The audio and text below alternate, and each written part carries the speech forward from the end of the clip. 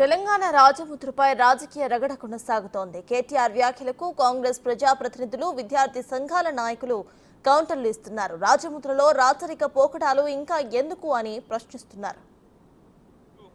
దశాబ్ది ఉత్సవాలు నిజానికి ఒక పండుగ వాతావరణంలో, సంతోషభరితమైన వాతావరణంలో జరగాలి. మరి 10 ఏళ్లలో సాధించిన ప్రగతిని కాదని, 10 ఏళ్లలో జరిగిన పనిని కాదని, అభివృద్ధిని గుర్తించలేని ఒక మూర్ఖ మొండి వైఖరితో కేవలం కేసీఆర్ గారికి పేరు రాకూడదు, కేసీఆర్ గారి పేరు వినబడకూడదు అనే ఒక మూర్ఖపు ఆలోచనతో కాంగ్రెస్ ప్రభుత్వం ఏదైతే ఉందో ఇవాళ గత 10 ఏళ్లలో జరిగిన ప్రగతిని కానరానియకుండా, గత 10 ఏళ్లలో జరిగిన పనిని కానరానియకుండా కొన్ని మూర్ఖపు నిర్ణయాలు తీసుకుంటా ఉంది. కేసీఆర్, కేటీఆర్, హరీష్ రావు గారి మాటలను దయచేసి తెలంగాణ ప్రజానికం గమనించమని కోరుతున్నాం. తెలంగాణ వాదంతో అధికారంలోకి వచ్చింది. తెలంగాణ అప్పులపాలు చేసినటువంటి వీళ్ళు ఈరోజు ధనిక రాష్ట్రంగా ఉన్న మన తెలంగాణను అప్పుల రాష్ట్రంగా, అప్పుల కుప్ప రాష్ట్రంగా మార్చినటువంటి ఈ కుటుంబం మళ్ళీ ఈరోజు తెలంగాణ సమస్య అంశంలో కళ్ళబొల్లి కబుర్లు చెప్తూ, మొసలి కన్నీరు గారుస్తూ మన ముందుకు వస్తున్నటువంటి వీరిని జాగ్రత్తగా గమనించాలని చెప్పని కోరుతున్నాను. నిజంగా నేను కేటీఆర్ గారికి ఒక సూటిగా ప్రశ్న సందర్భంగా, నిజంగా తెలంగాణ వాదంపై, నిజంగా తెలంగాణ ప్రజలపై మీకు ప్రేమ ఉంటే మీ పార్టీలో ఉన్న తెలంగాణ పదాన్ని తీసివేసి భారత రాష్ట్ర సమితికి ఎందుకు మార్చుకున్నారో ప్రజలకు ఈరోజు సమానం చెప్పబడుతున్నాం, ప్రజలకు క్షమాపణ చెప్పబడుతున్నాం. అసలు తెలంగాణ పదాన్ని మీ పార్టీ నుంచి తీసేసిన రోజే తెలంగాణ ప్రాంత ప్రజలతో పేగు బంధం తప్పుకున్నారు మీరు.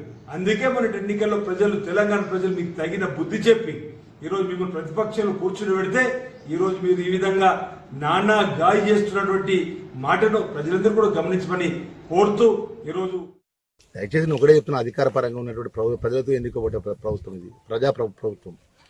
గౌరవనీయులు రాష్ట్ర ముఖ్యమంత్రి గారు పెద్ద రేవంత్ రెడ్డి గారి నేతృత్వంలో పూట వాళ్ళు ఏది మాట్లాడినా, ఏది మాట్లాడకపోయినా కూడా వాళ్ళతో ఫస్ట్ వాళ్ళ ఫలితాలు, ప్రజలు ఇచ్చినటువంటి ఏదైతే తీర్పును ఫస్ట్ వాళ్ళు పరిశీలన చేసుకోమనండి. వాళ్ళ పార్టీ కార్యకర్తలంతా కూడా వాళ్ళ ఉన్నటువంటి పార్టీ కార్యకర్తల పరిస్థితి, ఆందోళన పరిస్థితిలో ఉన్నారు. వాళ్ళ పార్టీని కాపాడుకోమనండి. ఏదో ప్రజా ఉద్యోగం చేస్తే ప్రభుత్వం భయపడేది లేదు.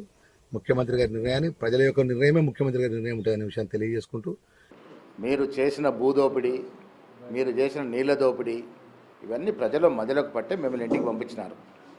ఇవాళ ఈ రాష్ట్రంలో గత 3.5 మాసాలుగా జరుగుతున్నటువంటి ప్రతి కార్యక్రమం, రేవంత్ రెడ్డి గారి ఆధ్వర్యంలో జరుగుతున్న ప్రతి కార్యక్రమం ప్రజల యొక్క గుండెలకు దగ్గరగా జరుగుతూ ఉందన్న మాట మర్చిపోకూడదు. రేపు మార్పులు చేర్పులు చేయాలనుకున్న తెలంగాణ ప్రభుత్వం చిహ్నం కానీ,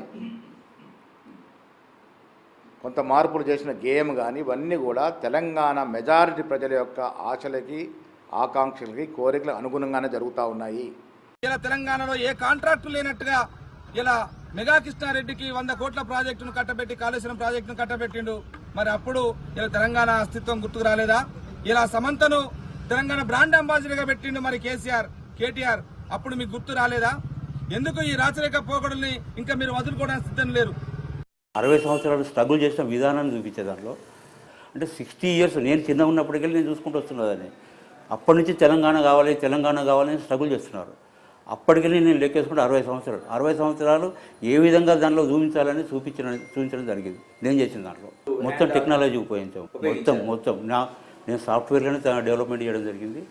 ఆ సాఫ్ట్వేర్ ప్రకారమే చేస్తున్నాను.